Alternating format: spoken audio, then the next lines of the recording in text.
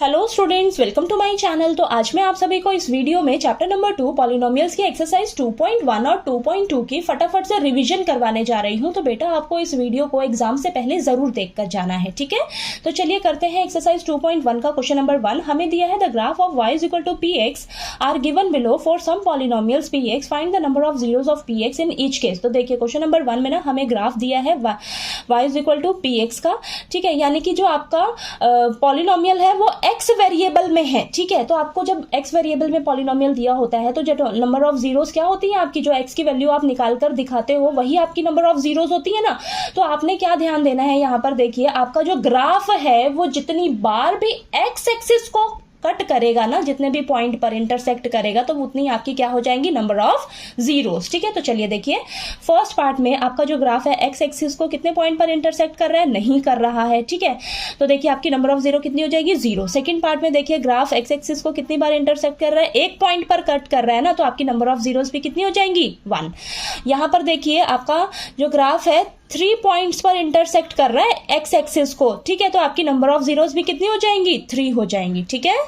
अब fourth part में देखिए आपका जो ग्राफ है वो एक्स एक्सिस को 2 पॉइंट्स पर इंटरसेक्ट कर रहा है, तो आपकी नंबर ऑफ जीरोस कितनी हो जाएंगी, 2 हो जाएंगी, ठीक है। फिफ्थ में देखिए आपका जो ग्राफ है कितने पॉइंट्स पर इंटरसेक्ट कर रहा है एक्स एक्सिस को, 1 2 3 4, यानी कि नंबर ऑफ जीरोस भी कितनी हो जाएंगी आपकी, 4 हो जाएंगी। यानी कि जो एक्स की वैल्यूज आएंगी ना आपके पास वो कितनी होंगी, 4 होंगी, ठीक है। अब सिक्स्थ पार्ट में देखिए आपका जो ग्राफ है वो 3 पॉइंट्स पर इंटरसेक्ट कर रहा है एक्स एक्सिस को, तो आपकी नंबर ऑफ जीरोस कितनी हो जाएंगी, 3 हो जाएंगी, ठीक है। तो देखिए आपको क्वेश्चन नंबर 1 अच्छे से क्लियर हो गया। एक्सरसाइज 2.1 में आपके पास एक ही क्वेश्चन है, ठीक है। अब एक्सरसाइज 2.2 की रिवीजन करते हैं, चलिए।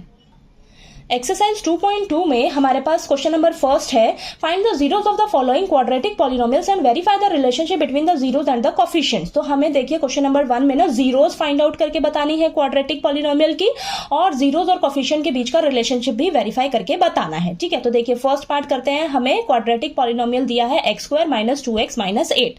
तो सबसे पहले हम क्या करेंगे, जीरोस फाइंड आउट करेंगे। तो जीरोस निकालने के लिए हमें जो क्वाड्रेटिक पॉलिनोमियल दिया हुआ है इसको हम जीरो के इक्वल रख लेंगे, ठीक है। अब हम क्या करेंगे, इसे फैक्टराइज करेंगे by splitting the middle term, ठीक है। तो हम देखिए इसको कैसे सॉल्व करके x का वैल्यू निकालेंगे। अब हम क्या करेंगे, यहां पर मैंने क्या किया है, ये जो मिडल टर्म है ना, मिडल टर्म को हमें स्प्लिट करना है, ठीक है। ये बहुत ही आसान तरीका है, इस तरीके से करोगे ना तो आपकी प्लस माइनस की गलती कभी नहीं होगी, ठीक है।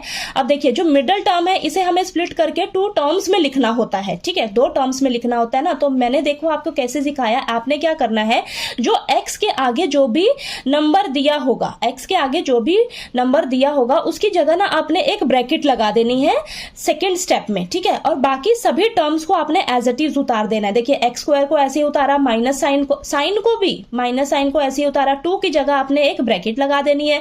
अब 2 के साथ x मल्टीप्लाई में है तो मल्टीप्लाई में x लिख लीजिए, और माइनस का 8 = 0। बाकी सबको एज इट इज उतार लेना है। आपने बस x के आगे जो भी नंबर दिया होगा उसकी जगह एक ब्रैकेट लगानी है। ब्रैकेट में ना आपने 2 नंबर ढूंढ के लिखने हैं। 2 नंबर आप कैसे लिखोगे ढूंढ के, और वो 2 नंबर्स कैसे होने चाहिए, देखिए अब जो पड़ोसी में कौन है, x² है, और ये कांस्टेंट नंबर है, ठीक है। तो x² का कोफिशिएंट लेना है आपने, क्या है, 1 है, और कांस्टेंट नंबर लेना है 8 है। अभी साइन को यहां पर कंसीडर मत कीजिए, ठीक है। तो देखिए 1 और 8 को मल्टीप्लाई करोगे 8 मिला आपको, ठीक है। अब वो 2 नंबर आपके ऐसे होने चाहिए जिन्हें आप मल्टीप्लाई करो तो आपको 8 मिले, और जिन्हें आप प्लस माइनस करो तो आपको ये 2 मिलना चाहिए, ये वाला नंबर मिलना चाहिए। x के आगे जो नंबर है जिसकी जगह आप वो 2 नंबर लिखने जा रहे हो, तो प्लस माइनस मैंने बोला। अब यहां पर आपको एक छोटी सी ट्रिक ध्यान रखनी है, अगर आपका कांस्टेंट नंबर माइनस का है तो आपने वो 2 नंबर्स को माइनस करके ही आपको वो मिलेगा आंसर, ठीक है। तो देखिए अब 8 के क्या करिए, आप फटाफट से फैक्टर्स निकाल लीजिए। तो ये आया, इन्हीं फैक्टर्स की आप ग्रुपिंग इस तरीके से करिए, इन्हीं में से ही आपको वो 2 नंबर्स मिलेंगे। देखिए यहां पर मैंने निकाले हैं वो 2 नंबर्स, 4 × 2 8, 4 - 2 2। तो ये 2 नंबर्स जैसे ही मिलेंगे ना आपको, आपने यहां पर रखना है, आप बस यहां पर सॉल्व करना है। तो ये 2 नंबर्स ढूंढने में ही थोड़ी सी मेहनत करनी है आपने, ठीक है। तो देखिए अब यहां पर इसको लिखिए अच्छे से, x² माइनस साइन को भी ध्यान से अंदर मल्टीप्लाई करना है। तो माइनस का 4, इधर से x दोनों से मल्टीप्लाई होगा, तो माइनस का 4x माइनस माइनस प्लस का 2x माइनस का 8। अब ये 4 टर्म्स हो गई, 2 टर्म्स को लीजिए और यहाँ से 2 टर्म्स को लीजिए। देखिए कॉमन क्या आ रहा है, यहाँ से x कॉमन आ रहा है, यहाँ से x - 4, ये प्लस का 2 आ रहा है, x माइनस 4, इसको सॉल्व करोगे तो देखिए x की वैल्यू 4 आई, यहाँ से x की वैल्यू -2 आई, यही क्या है आपकी ये जीरोज हैं, ठीक है। अब देखिए हमें जीरोज और कोफिशिएंट के बीच का रिलेशनशिप भी वेरीफाई करना है, तो सम ऑफ जीरोज किसके इक्वल होता है, minus coefficient of x upon coefficient of x square. तो यहाँ पर जो जीरोज आई हैं इस तरफ आप उसका सम की कर दीजिए और यहाँ पर इन सब की वैल्यूज रख लीजिए। x का कोफिशिएंट क्या है -2, माइनस फॉर्मूले का भी है, x स्क्वायर का कोफिशिएंट 1 है। तो इसको सॉल्व करोगे तो देखिए left hand side right hand side के इक्वल आ गए। प्रोडक्ट ऑफ जीरोज का फॉर्मूला होता है constant term upon coefficient of x square. Zeros जो आई हैं लेफ्ट हैंड साइड में इसका मल्टीप्लाई कर दीजिए, प्रोडक्ट निकाल दीजिए और कांस्टेंट टर्म क्या है -8 और x स्क्वायर का कोफिशिएंट क्या है 1। तो देखिए left hand side right hand side के इक्वल आ गई, तो आपका वेरीफाई भी हो गया। यानी कि यहाँ से हमें क्या पता लगता है, जो हमारी जीरोज निकल कर आई हैं वो एकदम से करेक्ट है, ठीक है। चलिए अब इसका सेकंड पार्ट करते हैं। सेकेंड पार्ट में हमें क्वाड्रेटिक पॉलिनोमियल दिया है 4s square minus 4s plus 1, ठीक है। अब जीरोस निकालनी है तो इसको जीरो के इक्वल रख लीजिए। हम इसकी मिडल टर्म को स्प्लिट करेंगे, तो जो मिडल टर्म है आपके पास क्या है, देखिए इस मिडल टर्म की जगह हमें अब यहाँ पर 2 टर्म्स लिखनी है, ठीक है। तो मैंने कैसे सिखाया है आपको, आपने सभी टर्म्स को एज इट इज उतार लेना है और ये जो आपके पास s यहाँ पर x वेरिएबल की जगह आपको s दे रखा है, ठीक है। तो s के आगे जो भी नंबर आपको दिया है उसकी जगह आपने एक ब्रैकेट लगा देनी है, ब्रैकेट लगाई आपने, ठीक है। बाकी सभी को आपने साइन के साथ एज इट इज उतार लेना है, ठीक है। इस माइनस साइन को भी ब्रैकेट के बाहर ऐसे लिख लेना है, ठीक। अब 4 की जगह 2 नंबर आएंगे आपके पास और वो 2 नंबर ऐसे होने चाहिए। तो देखिए कैसे आएगा आपके पास वो 2 नंबर, पड़ोसी में कौन है 4s स्क्वायर और कांस्टेंट नंबर। तो इसका कोफिशिएंट क्या है 4 है और कांस्टेंट नंबर क्या है 1, दोनों को मल्टीप्लाई किया 4 आया। 4 के ही फैक्टर्स में से ही फैक्टर्स देखिए क्या होंगे 2 और 2, तो 2 और 2 ही इसके क्या होंगे, वो 2 नंबर्स होंगे।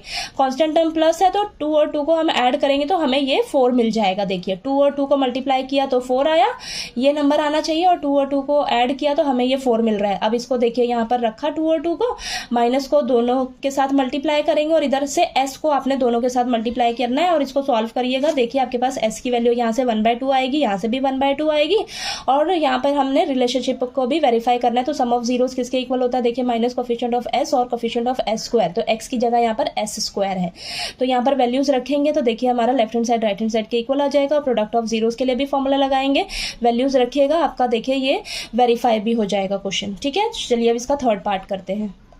अब थर्ड पार्ट में हमें दिया है 6x square minus 3 minus 7x। अब यहाँ पर ध्यान से देखिए आपकी ये जो क्वाड्रेटिक पॉलिनोमियल दी है ये अरेंज मतलब स्टैंडर्ड फॉर्म में नहीं दे रखी है, ठीक है, ऑर्डर में नहीं दे रखी है, ठीक है। तो अब सबसे पहले आपने इसको ऑर्डर में लिखना है, सबसे पहले हाईएस्ट पावर वाला, फिर उससे कम, फिर लास्ट में सबसे कम। तो देखिए x स्क्वायर वाली सबसे पहले टर्म लिखनी है, फिर x वाली टर्म लिखनी है, फिर आपने कांस्टेंट टर्म लिखनी है, ठीक है। तो मैंने इसको यहाँ पर अच्छे से ऑर्डर में लिख दिया अरेंज करके।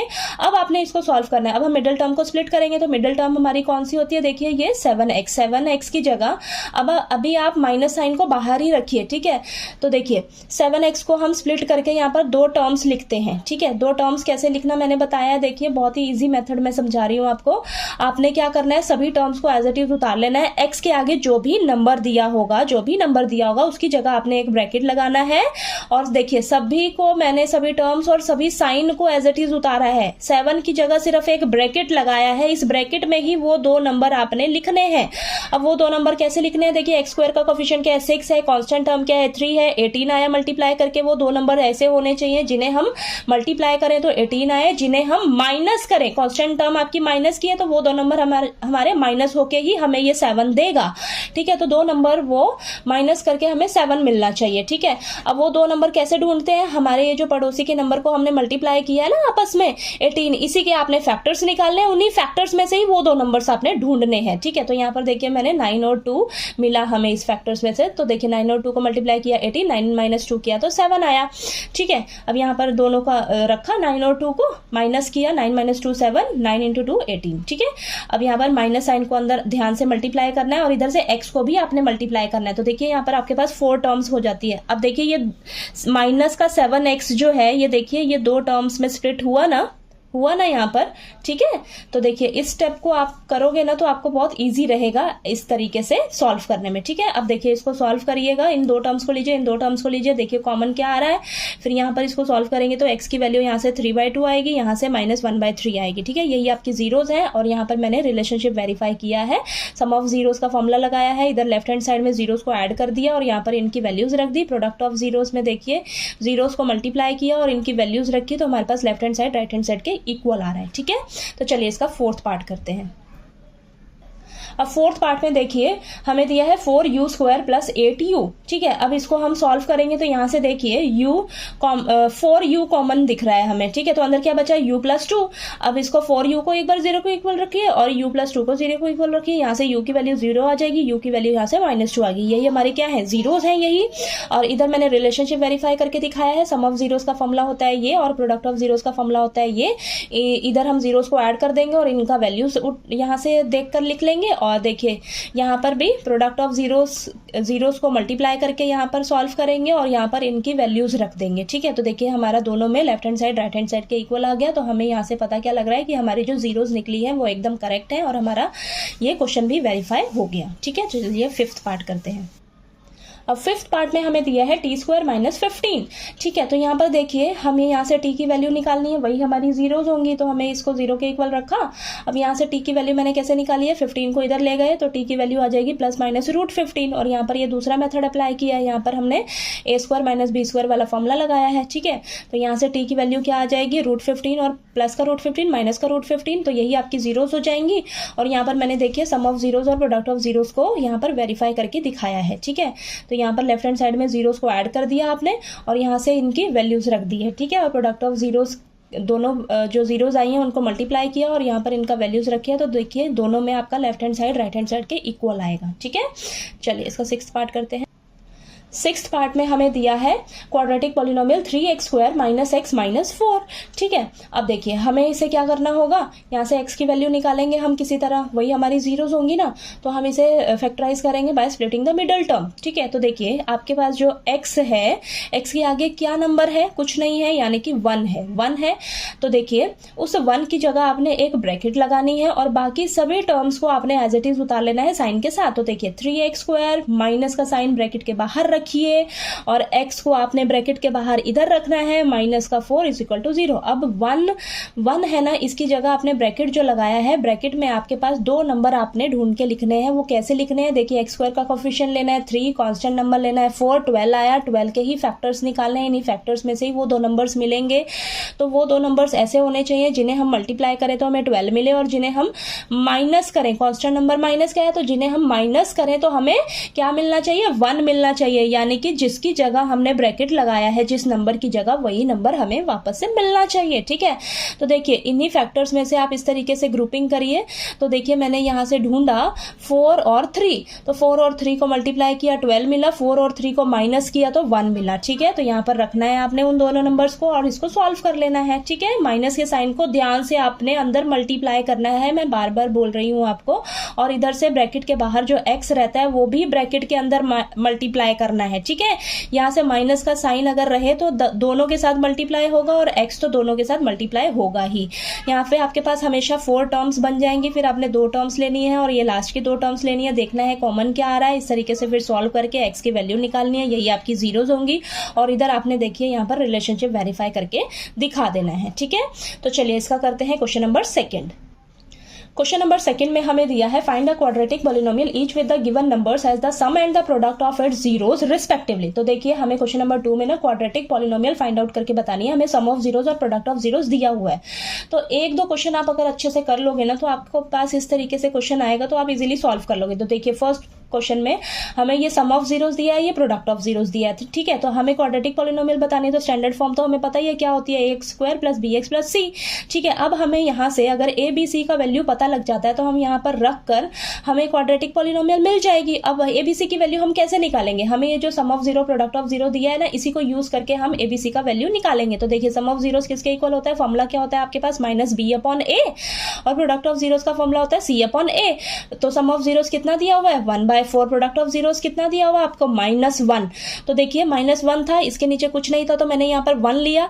बस आपने एक चीज का इस क्वेश्चन में हमेशा ध्यान देना है, आपकी जो a की वैल्यू होनी चाहिए ना वो सेम होनी चाहिए। अगर सेम नहीं रहती है तो आपने सेम बनानी है। ठीक है, तो यहाँ पर देखिए a की वैल्यू यहाँ पर 4 है और यहाँ पर a की वैल्यू मैं देख रही हूँ 1 है।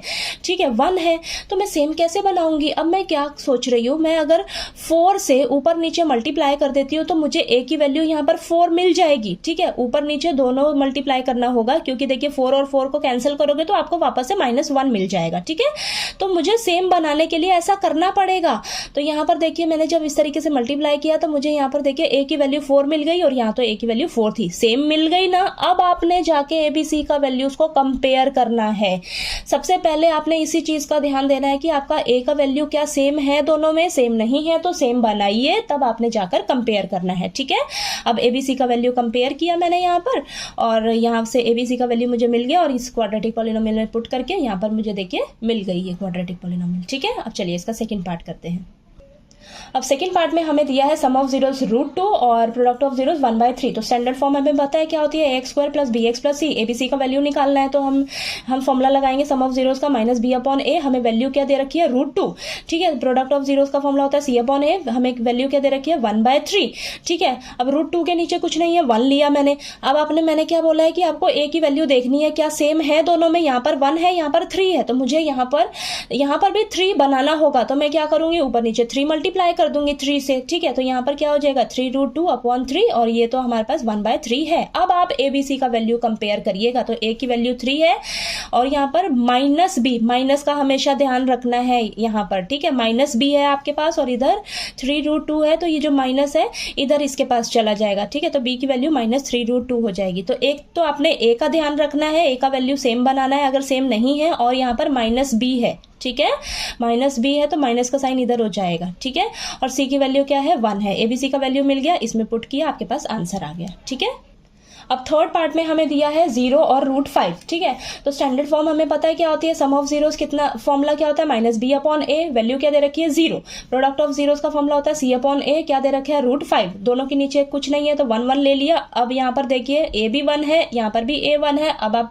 कंपेयर कर लीजिए चुपचाप। ठीक है, तो देखिए a का वैल्यू 1 -b = 0, b की वैल्यू 0 आ जाएगी, c की वैल्यू √5। ठीक है, ABC का वैल्यू मिल गया, इसमें फटाफट से पुट करिए, आपके पास ये आंसर आ जाएगा। ठीक है, अब देखिए फोर्थ पार्ट भी बहुत इजी है। यहाँ पर 1 1 दे रखा है वैल्यू, तो देखिए ये आपकी क्वाड्रेटिक पॉलिनोमियल है। अब सम ऑफ जीरोस का फॉर्मूला होता है -b/a और प्रोडक्ट ऑफ जीरो c/a। 1 1 दे रखा है, तो यहाँ पर देखिए ABC का वैल्यू कंपेयर करिए और आपके पास देखिए a की वैल्यू 1 आ जाएगी। यहाँ पर -b = 1 है तो b = -1 आंसर आ जाएगा b का वैल्यू। ठीक है, तो देखिए ABC की वैल्यू मिल गई, आपने इस क्वाड्रेटिक पॉलिनोमियल में पुट कर देना है ABC का वैल्यू, आपके पास ये आंसर आ जाएगा। ठीक है, अब देखिए फिफ्थ पार्ट में आपको दिया है -1/4, सम ऑफ जीरोस दिया है, प्रोडक्ट ऑफ जीरो दिया है 1/4।